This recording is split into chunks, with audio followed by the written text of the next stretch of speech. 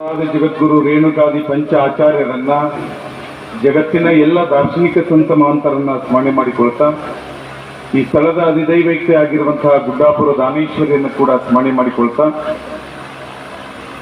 ಗುಡ್ಡಾಪುರ ಹಿರೇಮಠದ ಶಿಲಾನ್ಯಾಸ ಕಾರ್ಯಕ್ರಮದ ದಿವ್ಯ ಸಾನ್ನಿಧ್ಯವನ್ನು ವಹಿಸಿಕೊಂಡಿರುವಂತಹ ಶ್ರೀಮದ್ ರಂಭಾಪುರಿ ವೀರಶ್ರೀನಿವಾಸನಾಥೀಶ್ವರ ಶ್ರೀನಾಮಗಳನ್ನು ಸಮರ್ಪಿಸುತ್ತಾ ವೇದಿಕೆ ಮೇಲಿರುವಂತಹ ಬೆಳ್ಳಂಕಿಯ ಪರಮ ಪೂಜ್ಯರಾದಿಯಾಗಿ ಎಲ್ಲ ಹಿರಿಯ ಪರಮ ಪೂಜ್ಯರಲ್ಲಿ ವೇದಿಕೆ ಮೇಲಿರುವಂತಹ ಎಲ್ಲ ಗಣ್ಯಮಾನರಲ್ಲಿ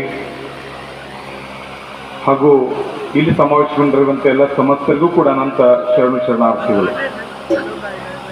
ಗುಡ್ಡಾಪುರ ಮಠದ ಇತಿಹಾಸವನ್ನ ಕುರಿತು ಪೂಜ್ಯರು ಮಾತನಾಡಿದ್ರು. ಬಹುಶಃ ನಮ್ಗೆ ಹಿಂಗ ಅನಿಸ್ತದೆ, ಇವತ್ತ ಈ ಮಠದ ಶಿಲಾನ್ಯಾಸ ಕಾರ್ಯಕ್ರಮ ಇಷ್ಟೆಲ್ಲ ಅದ್ದೂರಿಯಾಗಿ ಮಾಡೋದು ಪರಮ ಪೂಜ್ಯರು ಅವರ ಸಮಾಜಮುಖಿಯಾಗಿರುವಂತಹ ಕಾರ್ಯ ಎಷ್ಟು ದೊಡ್ಡದು ಅನ್ನೋದನ್ನು ತೋರಿಸ್ತಾ ಇದ್ದಾರೆ. ನಾವೆಲ್ಲ ಅನ್ಕೋಬಹುದು ವೀರಶೈವ ಧರ್ಮ ಪ್ರಾಚೀನವಾಗಿರುವಂತಹ ಧರ್ಮ, ಆ ಧರ್ಮಕ್ಕೆ ತನ್ನದೇ ಆಗಿರುವಂತಹ ಬಹುದೊಡ್ಡ ಇತಿಹಾಸದೆ ಅಂತ ನಾವು ಹೇಳ್ಕೊಂಡ್ ಬರ್ತೇವೆ.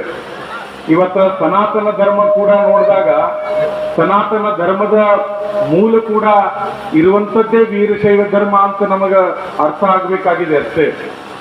ಯಾಕಂದ್ರೆ ಇವತ್ತು ನೋಡ್ರಿ ಎಂತ ಅದ್ಭುತವಾಗಿರುವಂತಹ ವಿಚಾರಗಳನ್ನ ನಾವು ನೋಡ್ತೇವೆ. ಇವತ್ತ ದಾನಮ್ಮನ ದೇವಸ್ಥಾನದಲ್ಲಿ ನಾವು ದರ್ಶನಕ್ಕೆ ಅಂತ ಹೋದಾಗ ಇವತ್ತು ನಾಡಿನುದ್ದಕ್ಕೂ ತಾಯಿ ದಾನಮ್ಮ ವರದಾನಿ ದಾನಮ್ಮ ಏನು ಕಾರ್ಯವನ್ನ ಮಾಡಿದ್ದಾರೆ ಅನ್ನೋದ್ರ ಬಗ್ಗೆ ನಮ್ಮೆಲ್ಲರಿಗೂ ಗೊತ್ತಿದೆ.